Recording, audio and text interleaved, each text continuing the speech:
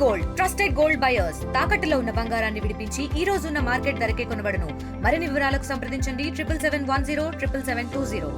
వినాయక చవితి పండుగ స్టార్ట్ అయ్యి ఈరోజు 11వ రోజు కావడంతో మొత్తం హైదరాబాద్ అంతా కూడా నిమజ్జనాలు చాలా భారీ ఎత్తున జరుగుతున్నాయి. అదేవిధంగా కూకట్పల్లిలోని ఐడియల్ లేక్ దగ్గర కూడా భారీ ఎత్తున నిమజ్జనాలు జరుగుతున్నాయి. ఇక్కడ దాదాపు 7 క్రేన్లు ఏర్పాటు చేసి ఇక్కడ నిమజ్జనాలు జరుపుతున్నారు. సో మనతో పాటు భాగ్యనగర్ గణేష్ ఉత్సవ సమితి కమిటీ మెంబర్స్ అందరూ కూడా ఉన్నారు. వారితో ఒకసారి మాట్లాడదాం. ఇక్కడ ఏర్పాట్ల గురించి అన్నీ కూడా అడిగి తెలుసుకునే ప్రయత్నం చేద్దాం. నమస్తే అండి. నమస్తే అండి. బోలో గణేష్ మహారాజ్కి. ఏదైతే వినాయక చవితి నుంచి అనంత చతుర్దశి వరకు అయితే 11 రోజుల ఈ విఘ్నాలన్నీ తొలగించాలని ప్రతి ఇంట వాడవాడల గణనాథుడు పూజ చేయించుకొని ఆ గణనాథుని ఈరోజు రంగదాం ఏదైతే అనంత చతుర్దశి రోజు వినాయక్ సాగరే కావచ్చు, ఏది రంగదాముని చెరువే కావచ్చు. భాగ్యనగర్లో అతిపెద్దదైతే వినాయక్ సాగర్, దాని తర్వాత ఈ రంగదాముని చెరువు ఐడియల్ లేక్ అంటారు. పోయిన సంవత్సరం 27,000 విగ్రహాలు నిమజ్జనమైనాయి. ఈ సంవత్సరం దాదాపు 30,000 దాటుతాయని అంచనాలో ఉన్నాం. కాబట్టి అయితే 11 రోజులు పూజ చేసుకొని విఘ్నాలు తొలగించాలి, ఈ భారతదేశానికి, ఈ రాష్ట్రానికి, ఈ యొక్క నగరానికి మంచి జరగాలి, ప్రజలకు మంచి జరగాలని ప్రతి ఇంట పూజ చేయడం జరుగుతుంది.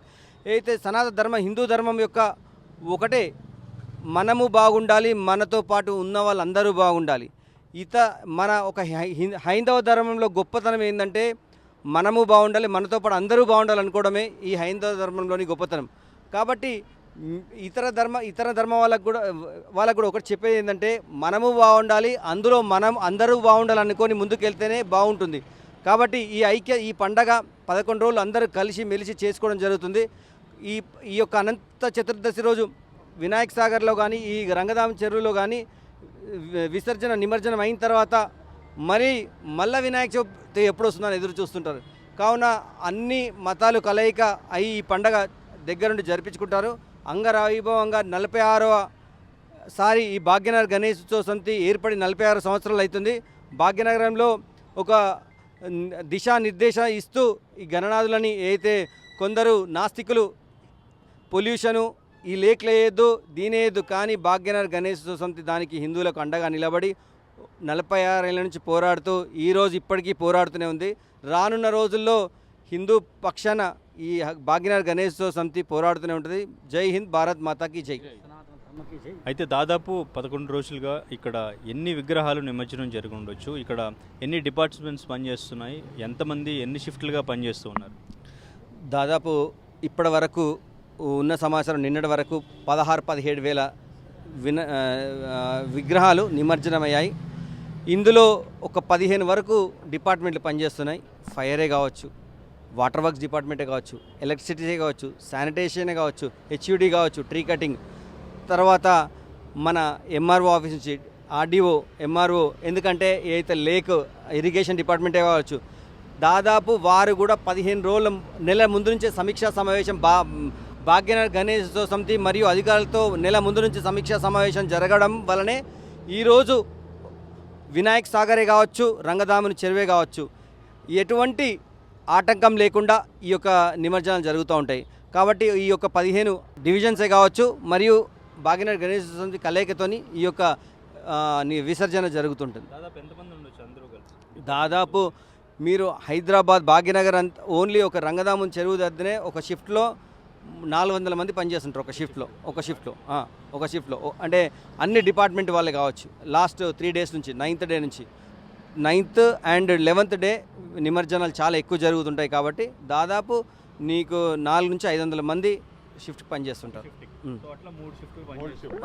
అవును, అంటే 1000 మంది ఈ యొక్క వినాయక నిమజ్జనంకు డిఫరెంట్ మనకు కనిపించేది ఒక ఎత్తు, ఇది ఏర్పాటు చేయడంలో బ్యాక్ ఎండ్లో చాలా జరుగుతున్నాయి. కానీ ఈరోజు నిమజ్జనం 7 క్రేన్ల ఏర్పాట్లే కావచ్చు, దానికి ఉన్న డ్రైవర్లే కావచ్చు, దానికి ఉన్న మెకానిక్సే కావచ్చు. అంటే ఒక మెకానిక్ క్రేన్ ఖరాబ్ అయినా దాని వెంటనే మెకానిక్ ఉండి దాన్ని రిపేర్ చేసి మళ్ళీ చేయడంలో దీంట్లో జిహెచ్ఎంసీ కావచ్చు, అధికారులే కావచ్చు, భాగ్యనగర్ సమితితోని అందరికీ భక్తులకు ఎటువంటి ఆటంకం లేకుండా ముందుకు సాగుతుంది.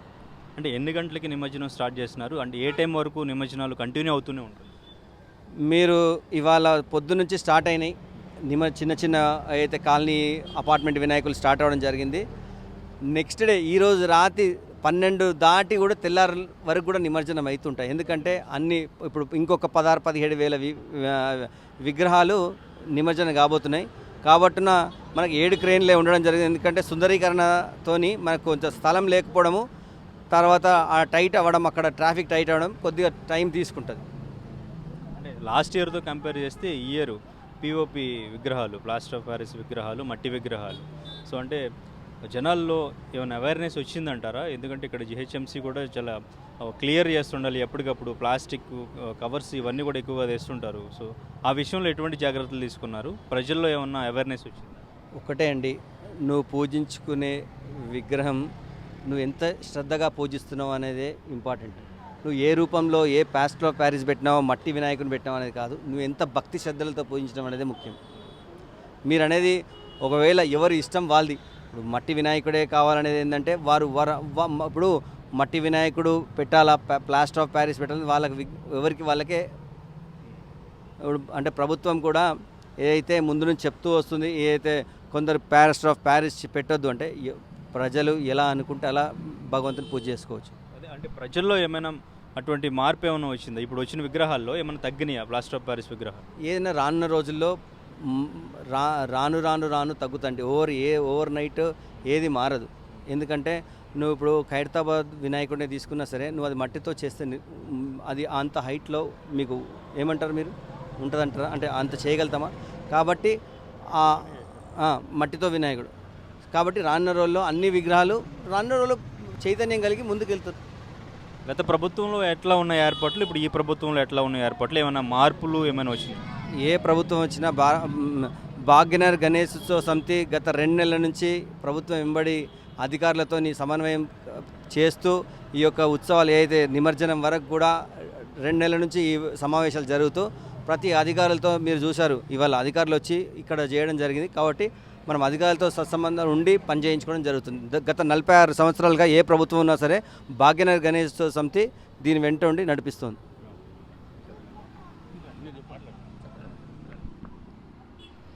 గురువుగారు, అంటే వినాయకుడిని రేపు గ్రహణం ఉంది, ఈ టైం వరకే ఉంచాలి, ఈ టైం తర్వాత ఉంచకూడదు అని చెప్పేసి మాట్లాడుతున్నారు కదా, మీరేం చెప్తారు?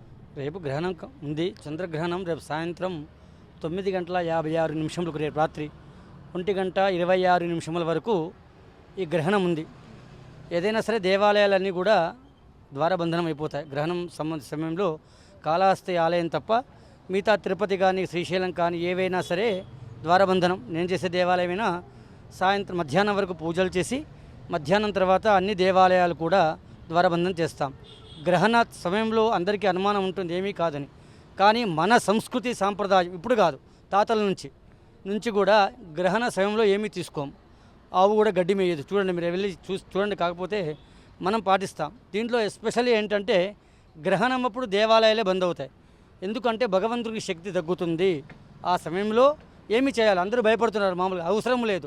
ప్రతి సంవత్సరము 2 సంవత్సరాలకు గ్రహణం వస్తుంది. ఏదో నక్షత్రం మీద రావాల్సిందే, ఒకరోజు రావాల్సిందే. ఉన్న 27 నక్షత్రాలే 7 రోజులే. ఆ రోజుల్లో వస్తుంది. దానికి ఈశ్వరాభిషేకం చేసుకోవచ్చును. కానీ ఈరోజు అనంత చతుర్దశి. మామూలుగా మనం చెప్పే సంకల్పం ఏంటి? గణపతి నవరాత్రులే చెప్తాం. అంటే 9 రాత్రులే ఉంచమని ఉంది. 10వ రోజు ఏదైనా సరే తీయవలసిందే. గ్రహణం ఉన్నా తీయాలి, గ్రహణం లేకున్నా తీయవలసిందే. అదేంటంటే మన ఇబ్బందిని బట్టి 12 రోజులు 13 రోజులు పెంచుకుంటూ వెళ్తున్నాను తప్ప అలా శాస్త్రంలో చెప్పబడి లేదు. 9 రాత్రులు మాత్రమే చేయమని ఉంది, నవరాత్రి పర్యంతమే. మామూలుగా అయితే గ్రహణం తర్వాత తీసినా ఒకటే, తీయకున్నా ఒకటే, అక్కడికి అయిపోతుంది. ఇది గ్రహణ ప్రభావం ఉంది, లేదని చెప్పట్లేదు. గ్రహణంతో ఉంది కావున ముందే తీస్తే చాలా ఉత్తమం. ఇక్కడ పెద్ద పెద్ద దేవాలయాలు కూడా అన్నీ కూడా ద్వారబంధనం అవుతుంది. భక్తులకు ఇదే విన్నపం, అందరూ ఈరోజు మొత్తం తీసేయండి. లేని వాళ్ళు రేపు ఉదయం ఎట్టి పరిస్థితుల్లో తీయండి. ఎందుకంటే చంద్రగ్రహణం శతభిష నక్షత్రం పూర్వభాద్ర నక్షత్రంలో ఉంది. కావున భక్త మహాశయులందరూ కూడా ఎట్టి పరిస్థితుల్లో కూడా వీలైన వాళ్ళందరూ కూడా రేపు మధ్యాహ్నం వరకు నిమజ్జనం చేసి గణేశ ఉత్సవ సమితికి సహకరించవలసిందిగా మనవి. అయితే అసలు నిమజ్జనం ఎట్లా చేయాలి, ప్రాసెస్ ఏంటి? భక్తులు బేసిక్గా నిమజ్జనం చేస్తున్నప్పుడు చేస్తున్న తప్పులేంటి? మామూలుగా గణపతి నిమజ్జనం. గణపతి అంటే ఎవరు? ముందు పూజ చేస్తాం. అందరూ ఎంతో వ్యత్యాసంతో 9 రోజులు 10 రోజులు 5 రోజులు వాళ్ళ సమయాన్ని మొత్తం ఆయనకు వెచ్చిస్తున్నారు. ఆఫీసులు మానేసి అన్నీ కూడా కానీ తీసేటప్పుడు మాత్రం సంస్కృతి సాంప్రదాయం మర్చిపోతున్నారు. వాళ్ళ సంస్కృతి సాంప్రదాయం ఎలా తీయాలి, గణపతిని ఎలా తెచ్చాం, ఎలా పూజ చేశాం, ఎలా నిమజ్జనం చేయాలి, స్వామికి భజన చెప్పుకుంటూ వెళ్ళాలి. మామూలుగా ఇప్పుడు అందరూ కూడా డీజేలు అన్నీ పెడుతున్నారు, అది తప్పు. భజనతో వెళ్ళాలా, స్వామిని సుందరంగా తీసుకువచ్చాం. మనం ఇంట్లో ఎలా చేస్తామో పూజ, అలా విసర్జనం కూడా అలానే చేయాలి. అంటే అంత సాంప్రదాయంగా తీసుకువెళ్ళి భక్తి శ్రద్ధలతో, ఎంత పెద్ద విగ్రహం పెట్టామని కాదు ముఖ్యం, అక్కడ ఎంత శ్రద్ధా భక్తులతో పూజ చేశామా, ఎంత నిమజ్జనం చేశామా, అంటే భక్తితో నిమజ్జనం చేశామా లేదా. ఇప్పుడు కొద్దిగా అందరినీ అనట్లేదు, కొందరు మాత్రం సురాపానం తీసుకొని, ఇది సత్యం చూస్తున్నాం కదా, అది చేస్తున్నారు. పిచ్చి డ్యాన్సులు చేస్తున్నారు, అంటే గణపతి దగ్గర వెక్కిల్ డ్యాన్సులు అన్నీ చేస్తున్నారు, సినిమా పాటలు పెడుతున్నారు. అది కాదు, మన దగ్గర భగవత్ పాటలు చాలా ఉన్నాయి, నామ సంకీర్తనలు ఉన్నాయి. అవన్నీ పెట్టుకొని ఎలా తీసుకువచ్చామో నామ సంకీర్తనతో కనుక వెళ్తే స్వామి అనుగ్రహం ఉంటుంది, ఈ ఉపద్రవాలు రాకుండా ఉంటాయి.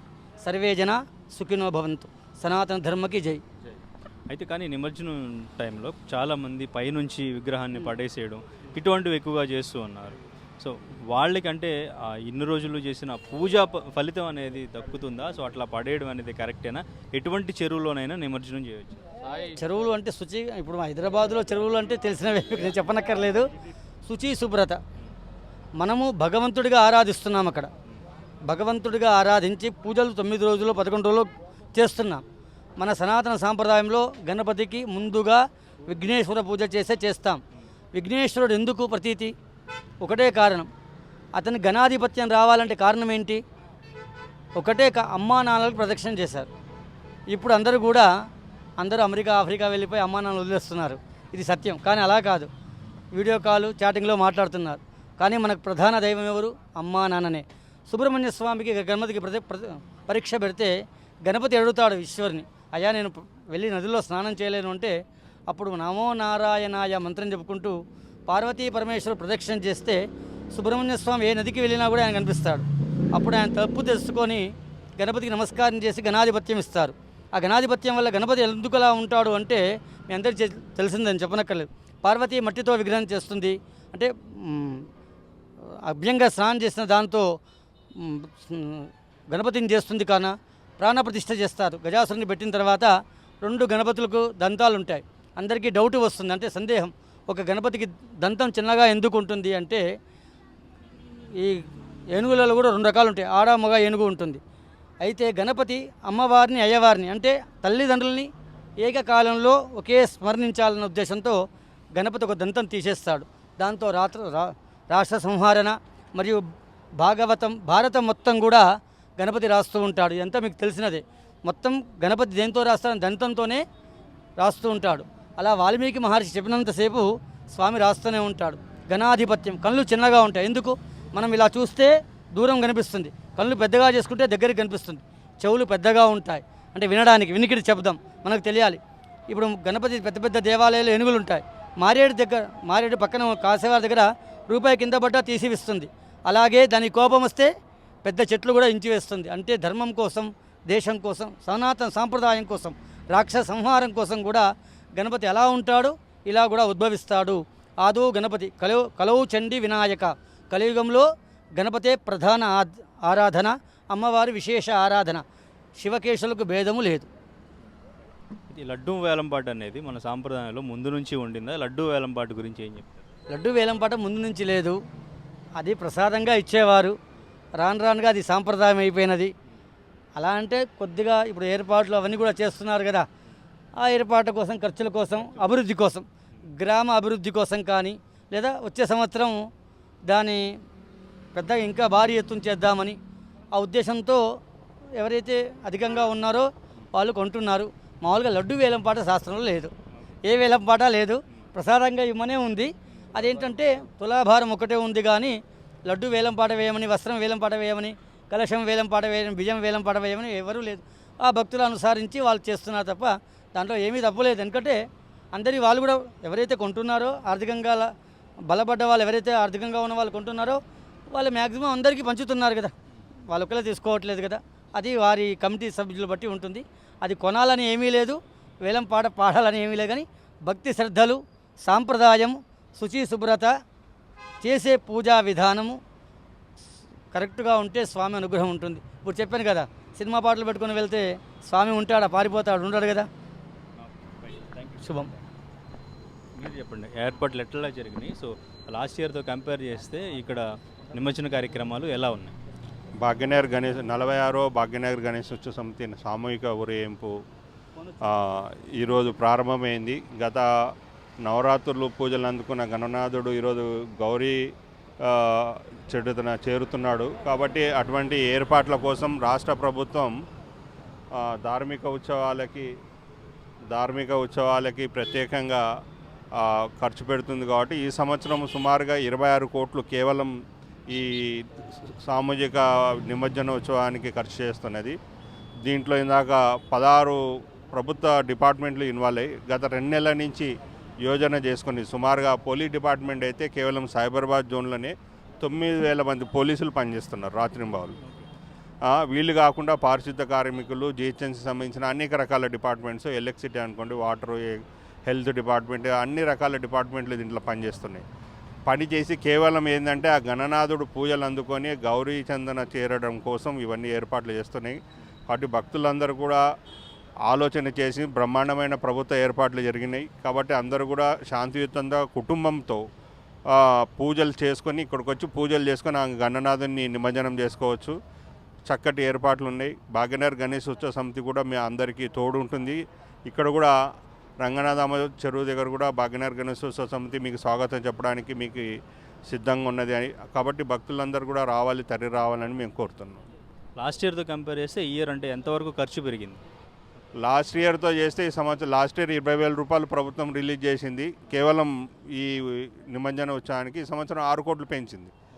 కాబట్టి 26 కోట్ల వరకు పెంచింది. కానీ దీనివల్ల సుమారుగా 2,000 కోట్ల రూపాయలు ప్రభుత్వానికి ఆదాయం వస్తున్నది. కేవలం నవరాత్రులు అనేక రకాలుగా ఏవైతే పూజా సామాగ్రి, కేవలం పూజా సామాగ్రి అని మొత్తం ఎంటైర్ భాగ్యనగర్ అంటే సైబరాబాద్ జోన్ అనుకోండి, రాచకొండ అనుకోండి, సిటీ అనుకోండి, ఈ 3 జోన్లు కనిపిస్తే 1,40,000 గణపతి నదులు ఈ 9 రోజులు పూజలు అందుకున్నాయి. కాబట్టి 1,40,000 గణపతులు కేవలం ఈ పూజలకి అయ్యే ఖర్చులు ఇవన్నీ చూస్తే 2,000 కోట్లు పైనే ట్యాక్స్ రూపంలో ప్రభుత్వానికి పే చేశారు. కాబట్టి ప్రభుత్వం ఇంకా కూడా ఈ ఏర్పాట్ల విషయంలో కానీ ఈ ఏదైతే చేయాల్సిన విషయాల్లో కూడా ఇంకా ఈ ఖర్చులు పెంచి సామూహిక రాబోయే గణేష్ నవరాత్రుల వరకు మీరు ఇందాక చెప్పినట్టు ఏదైతే ప్లాస్టర్ ఆఫ్ ప్యారిస్ అనేది పొల్యూషన్ కంట్రోల్ బోర్డు వాళ్ళే మేము ఈ సంవత్సరం ప్రభుత్వానికి ఒక నివేదిక ఇచ్చాం. లాస్ట్ ఇయర్ వాళ్ళు థర్డ్ పార్టీ ఇన్వెస్టిగేషన్ చేశారు అన్ని చెరువుల్లో. ఎక్కడ కూడా బిఫోర్ ఆఫ్టర్ అంటే గణపతి నవరాత్రులు బిఫోరు, గణపతి నవరాత్రులు ఆఫ్టరు ఏదైతే పొల్యూషన్ యొక్క పర్సంటేజ్ చూసుకుంటే తగ్గింది తప్ప పెరగలేదు. ఎందుకంటే గణనాథుని యొక్క పూజలు చేసే పత్రి ఏవైతే ఉన్నాయో అవన్నీ కూడా మన సాంప్రదాయాల్లో ఉన్నాయి. అవన్నీ కూడా తీసుకొచ్చి నీళ్ళలో కలపాలి. ఆ పత్రులన్నీ ఏంటి అంటే అవన్నీ కూడా ఔషధ మొక్కలు నీళ్ళలో కలవడం వల్ల నీళ్లు కాలుష్యం తగ్గుతుంది తప్ప పెరగట్లేదు. కాబట్టి ప్రభుత్వం ఆ నివేదిక చూసిన తర్వాత ఆ మాట అనేది మర్చిపోయింది. కాబట్టి ఈ సంవత్సరం కోర్టు కూడా ఎక్కడ ఇంటర్ఫేర్ కాలేదు. మేము కోర్టు కూడా నివేదిక ఇచ్చాం. అందరికి నివేదికలు ఇచ్చిన తర్వాత ఈ సంవత్సరం అందరు కూడా ఎవరు కూడా మాట్లాడడం బంద్ చేశారు.